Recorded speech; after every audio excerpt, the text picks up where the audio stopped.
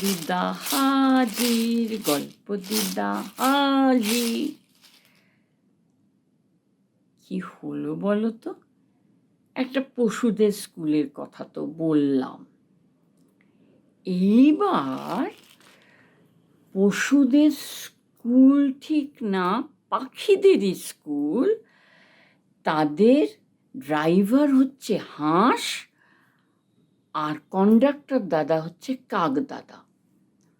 সে যে পথ দিয়ে যায় সেখানে মুরগি উঠেছে, শালিক উঠেছে, মাছরাঙা উঠেছে, এরকম উঠে নানা জায়গায় সিট যে কটা ছিল ভর্তি।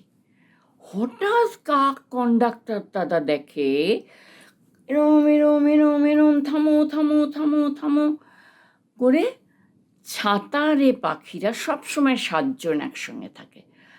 তারা বলছে, কাক দাদা স্কুলে যেতে হবে, আমাদের দেরি হয়ে গেছে, আমাদের বাস চলে গেছে, তোমাদের বাসে না।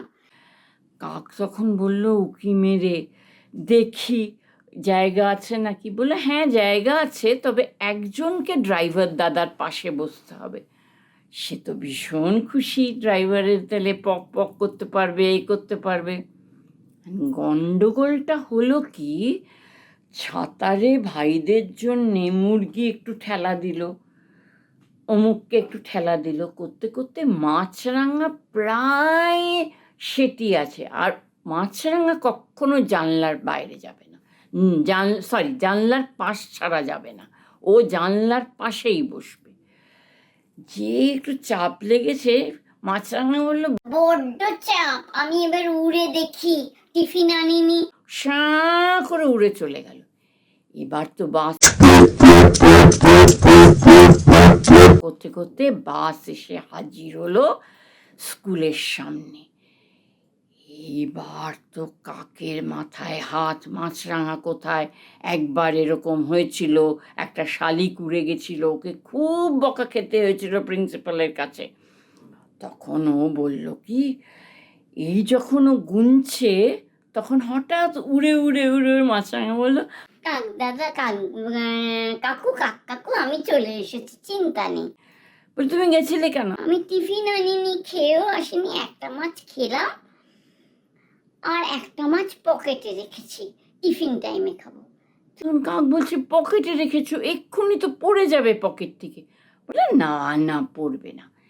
এবার ওদের প্রার্থনা সভা, সবাই গান গাইছে চোখ বন্ধ করে। হঠাৎ ওর মাছরাঙার পকেট থেকে মাছটা চুট করে বেরিয়ে লাফিয়ে লাফিয়ে মুরগির ঘাড়ে পড়েছে। মুরগি উড়ুন করে উঠেছে, তারপরে মোরগের ঘাড়ে উঠেছে, মোরগ এরম করে উঠেছে। সাঁতারে ভাইরা তো দেখছে আর ওরা খুব ভয় পাচ্ছে, ওদের জন্য এটা হয়েছে। হঠাৎ ওদের পিটি মিস টিয়া ম্যাম সে এসে বলল, দাঁড়াও, তুমি দুষ্টুমি করেছো। বললাম না, আমি দুষ্টুমি করিনি, আমার বড্ড খিদে পেয়েছিল, নাই পুকুরটা দেখলাম, দুটো মাছ পেলাম, একটা খেয়েছিলাম, একটা পকেটে রেখেছে। টিয়া ম্যামের মাথায় হাত, পকেটে কেউ মাছ, জীবন জ্যান্ত মাছ রাখে? তখন তোমার গার্জেনকে কল করা হবে, তুমি শাস্তি পাবে। তখন যখন কাঁচুমাচু মুখ করে বসে আছে এরম করে, কাক কন্ডাক্টর দাদাকেও বকছে টিয়া ম্যাম।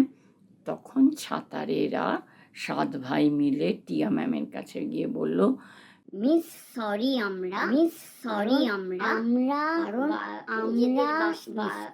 দেরি করে উঠেছি বলে ওরা বসতে পারছিল না, সেই জন্য জানলা দিয়ে বেরিয়ে গেছিল। দোষ নেই, এটা আমাদেরই দোষ, এইবার আপনি ওকে। তখন টিয়া ম্যাম কোনো রকমে হাসি চেপে বলল, ঠিক আছে, ওকে, গো টু ইয়োর ক্লাস। তখন সবাই যা যা যা যা যা যা যা করে ক্লাসে চলে গেল। সবার আনন্দ হলো। টিফিন টাইমে সবাই ওকে ঘিরে ধরলো, কিরে মাছরাঙা, তুই কত দূর গেছিলি, কিরম করে মাছটা ধরলি, কিরম করে পকেটে রাখলি? মাছরাঙা বলল, এখন বলতে পারছি না, আমার মাছটা কোথায় গেছে আমি জানি না, আমি এখন তোদের টিফিন থেকে ভাগ দে। মুরগি বলছে, আমার টিফিন তোকে ভাগ দেবো কেন? তোর মাছ আমার কাঁধে পড়েছিল কেন? আমি দেবো না। যাই হোক, তারপরে সবাই থেকে টিফিন একটু ভাগ করে ওকে দিয়ে ওর পেট ভরলো। ও বলল, আমি পরে আরেক দিন এই গল্পটা বলবো।